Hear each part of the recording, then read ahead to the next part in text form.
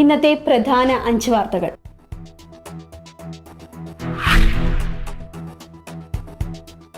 അടൂരിലെ DYFI നേതാവ് ജോയലിന്റെ മരണം custody മർദ്ദനമാണെന്ന് കുടുംബത്തിന്റെ ആരോപണം. ജോയലിന്റെ അച്ഛൻ കെ ജോയിക്കുട്ടി പറയുന്നത് മകൻ കസ്റ്റഡി മർദ്ദനത്തിന് ഇരയായി എന്നാണ്. പാർട്ടി രഹസ്യങ്ങൾ പുറത്തു വരാതിരിക്കാൻ CPM പ്രാദേശിക നേതാക്കളുടെ സമ്മർദ്ദത്തിലാണ് പോലീസ് മർദ്ദനം നടത്തിയതെന്ന് അദ്ദേഹം ആരോപിക്കുന്നു. ജോയലിനെ CPM പുറത്താക്കിയില്ലെന്നും പുറത്താക്കിയെന്ന് കള്ളം പറയുകയാണെന്നുമാണ് അദ്ദേഹം പറയുന്നത്. നീതി ലഭിക്കും വരെ കുടുംബം പോരാടുമെന്നും അദ്ദേഹം പറയുന്നു. 2020 ജനുവരി 1 വാഹന തർക്കവുമായി ബന്ധപ്പെട്ട കേസിൽ പോലീസ് ജോയലിനെ കസ്റ്റഡിയിലെടുക്കുകയായിരുന്നു. അന്നത്തെ അടൂർ CI ബിജുവിന്റെ നേതൃത്വത്തിലുള്ള സംഘം മർദ്ദിച്ചു എന്നാണ് കുടുംബം ആരോപിക്കുന്നത്. ശ്രീകുമാർ എന്ന പോലീസുകാരൻ മുട്ടുകൊണ്ട് അടിച്ചു വീഴ്ത്തിയതടക്കം മർദ്ദനം നടന്നുവെന്നും തടയാൻ ചെന്ന പിതൃ സഹോദരി KK കുഞ്ഞമ്മയെയും പോലീസ് മർദ്ദിച്ചതായും പറയുന്നു. തുടർന്ന് ഗുരുതരമായ ശാരീരിക പ്രശ്നങ്ങൾ നേരിട്ട ജോയൽ 5 മാസത്തെ ചികിത്സയ്ക്ക് ശേഷം 2020 മെയ് 22 മരിച്ചു.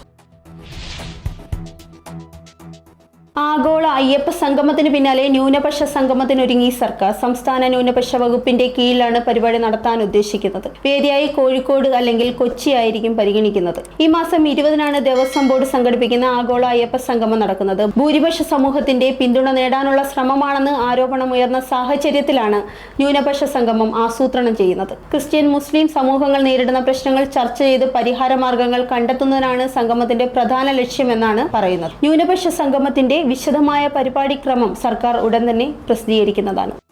രാജ്യത്തിന്റെ 15ാമത് ഉപരാഷ്ട്രപതിയായി CP രാധാകൃഷ്ണൻ സത്യപ്രതിജ്ഞ ചെയ്തു. രാഷ്ട്രപതി ദ്രൗപദി മുർമുവാണ് ഇന്ന് രാവിലെ 10 മണിക്ക് രാഷ്ട്രപതി ഭവനിൽ നടന്ന ചടങ്ങിൽ സത്യവാചകം ചൊല്ലിക്കൊടുത്തത്. പ്രധാനമന്ത്രി നരേന്ദ്രമോദി അടക്കം പ്രമുഖ നേതാക്കൾ ചടങ്ങിൽ സന്നിഹിതരായിരുന്നു. ഇന്ത്യൻ സഖ്യ സ്ഥാനാർത്ഥി ജസ്റ്റിസ് സുദർശനൻ റെഡ്ഡിയെ 300 വോട്ടുകൾക്ക് പരാജയപ്പെടുത്തിയാണ് രാധാകൃഷ്ണൻ തെരഞ്ഞെടുപ്പിൽ ജയിച്ചത്. BJPയുടെയും കേന്ദ്ര സർക്കാരിന്റെയും കടുത്ത സമ്മർദ്ദത്തെ തുടർന്ന് മുൻ രാഷ്ട്രപതി ജഗദീപ് ധൻഖർ രാജിവെച്ചതോടെയാണ് തെരഞ്ഞെടുപ്പ് അനിവാര്യമായത്.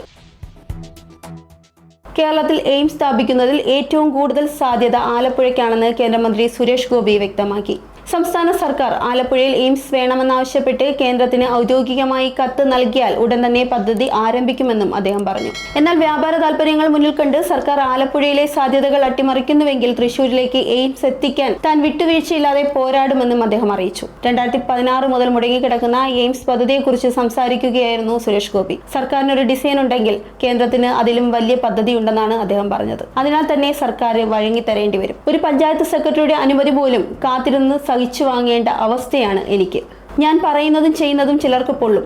സത്യം പറഞ്ഞാൽ ചൂട് പിടിക്കും. അവരാണ് കരിയോയിലുമായി നടക്കുന്നത്. ഏഷ്യാകപ്പ് B ഗ്രൂപ്പ് മത്സരത്തിൽ ബംഗ്ലാദേശിനെ 7 വിക്കറ്റിന് ഹോങ്കോങ് തോൽപ്പിച്ചു.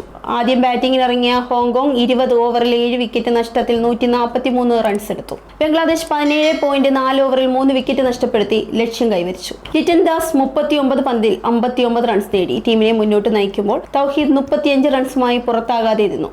ബൌളിംഗിൽ തസ്കീൻ അഹമ്മദ്, തൻസീം, ഹസൻ, റിഷാദ് എന്നിവർ 2 വീതം വിക്കറ്റുകൾ വീഴ്ത്തി. തുടർച്ചയായ 2ാം തോൽവിയോടെ ഹോങ്കോങ്ങിന്റെ പ്രതീക്ഷകൾ അവസാനിക്കുകയായിരുന്നു. Zag news. നേരിന്റെ വാർത്തകൾ നിങ്ങളുടെ വിരൽത്തുമ്പിലെത്താനായി സാഗ് ന്യൂസ് ചാനൽ സബ്സ്ക്രൈബ് ചെയ്തും ഷെയർ ചെയ്തും ഒരു ശരിയായ മാധ്യമ നിലപാടിനൊപ്പം നിൽക്കാൻ ഞങ്ങൾ നിങ്ങളെ ക്ഷണിക്കുന്നു.